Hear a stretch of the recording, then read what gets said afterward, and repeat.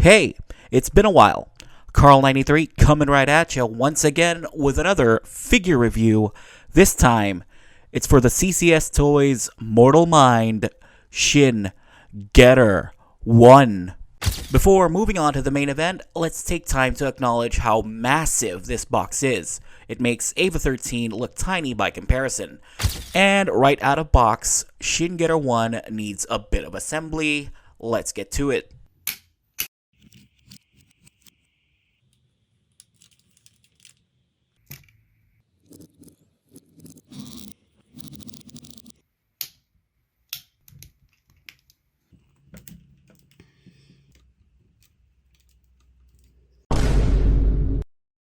Assembly complete, and there it is. This is unmistakably Shin Getter 1, the silhouette is iconic, and the color combination is a downright classic. Starting from the top, Shin Getter 1 has a terrifying expression, in a good way. Those eyes have a golden glare, the horns are nice and sharp, and those spikes that protrude at the sides of the head are equally as sharp. The figure overall is finely sculpted, beautifully painted, and from what I can tell, no inch of Shin Getter 1 is left unpainted. There are multiple shades of red, multiple shades of white, and multiple panels of bright emerald green. Now, it should be noted that this figure is not completely accurate to the source material. In this case, let's use the animation model as a baseline. A buddy of mine mentioned that this Shin Getter 1 is closer to the Mazinger Infinity aesthetic, and I can definitely see where he's coming from. It's overly mechanical, heavily stylized, and not as much of a round boy. And that's okay. I personally don't mind a bit of stylistic flair as long as they respect the source material, and in my book, CCS Shin Getter 1 passes that test with flying colors. Moving on to articulation, head and neck can do ball joint-like motions. Head can look up this far and look down a little bit. Shoulders also have ball joint-like motion. The arms have no problem going around and have no problem moving sideways. And when they do go sideways, the shoulder panels automatically move up to not impede motion. Getter can arch forward, and when it does, the back reveals some more mechanical detail. There's a swivel on the elbow, double jointed bend, but unfortunately, there's a hollow gap that gets exposed when the elbow bends. A full wrist rotation, swivel at the waist, the skirts are on ball joints, the leg can kick forward very far, and kick sideways just as much. Double bend at the knees, and once again, the panels at the back collapse automatically to not impede motion. Ankles are on a swivel, there's also a hinge, and the feet move in 3 different sections. Articulation is very good. I'm still amazed as to how far Gouken engineering has gotten. I'm old enough to remember when Gouken figures were nothing more than glorified bricks. CCS Shin Getter 1 is not only a good-looking figure, it also poses very well. But what is posing without a few toys to pose with? And of course, I'm talking about accessories. Starting with the ones already on the figure, you get a total of 4 different pairs of hands.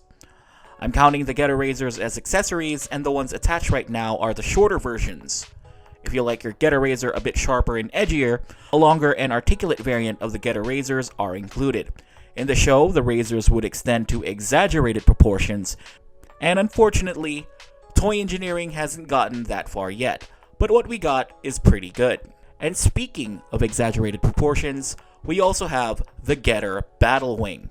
Attachment is fairly simple. The wings are attached on double hinges that can go up and down and in and out. Now that is a wingspan. We also get a solid back piece if you want to go for that wingless look. With the inclusion of wings means Shin Getter 1 is meant to fly, and it's made possible with the included display stand, these 2 different sized die-cast poles, and these 4 attachment pieces that have a slight difference on how they're angled.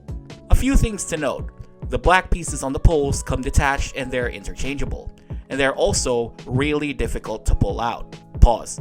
Just know the difference is the smaller piece is for stationary posing,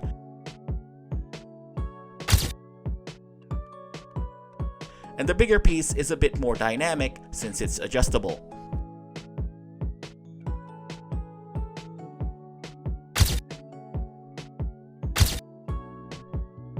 Next, we move on to Shin Getter's handheld weapons. Once again, you get 2 different poles of different lengths and some interchangeable gold parts. First, we have the Getter Scythe. Very impressive and equally as stylized as the Getter itself. It has a folding gimmick, and attachment is pretty simple. The Getter looks even more badass with a giant scythe draped across his shoulders.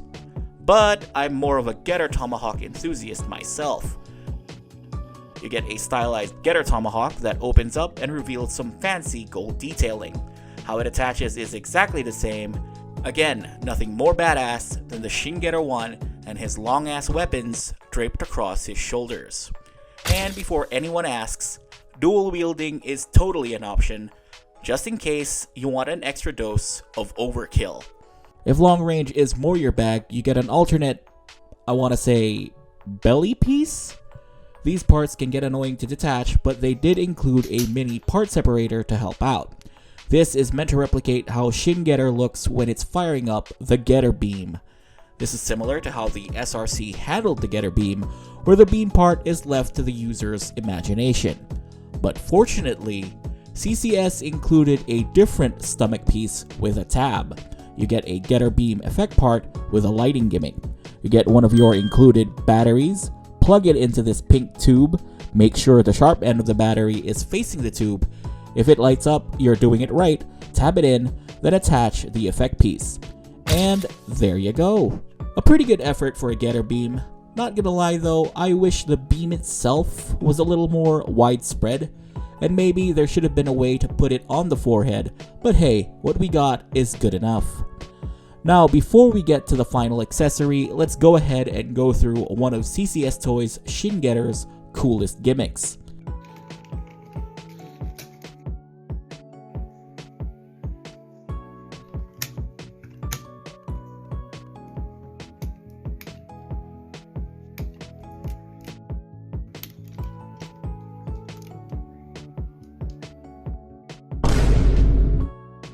Here's a quick rundown of the batteries and where they go.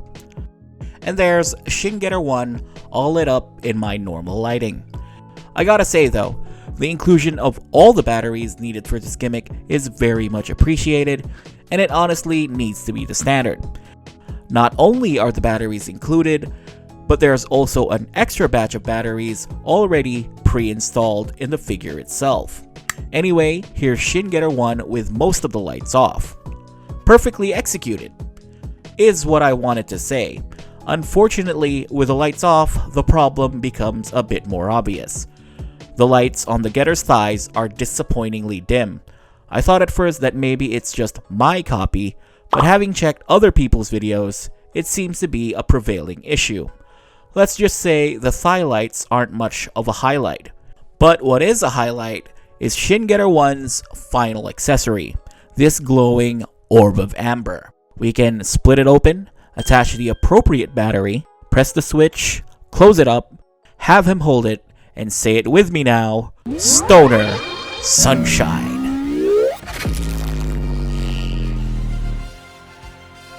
A quick size comparison, and since Shin Getter 1 is a big boy, let's bring out some equally big boys. Let's start small and get bigger.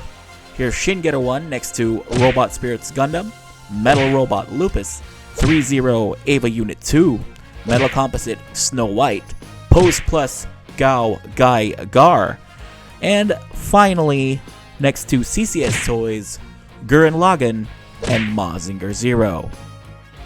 CCS Toys Mortal Mind Shin Getter 1 is the whole shebang and then some. It takes the best aspects of a Gouken with its size and heft and backs it up with tons of accessories and amazing posability. The only real negative I could pick out is that, again, the thigh lights were disappointingly dim, and let's finally talk about it. The Getter Emperor-sized elephant in the room, the price. So far, Shin Getter 1 is CCS Toys' most expensive figure, and unless you find it locally, expect to pay an exorbitant amount of shipping. Do I recommend it? Well, I'll just say this. If you're in the market for a big, heavy, highly posable Shin Getter 1, then CCS Toys Mortal Mind deserves some serious consideration. Because, if nothing else, this figure reminds us to always believe in Getter.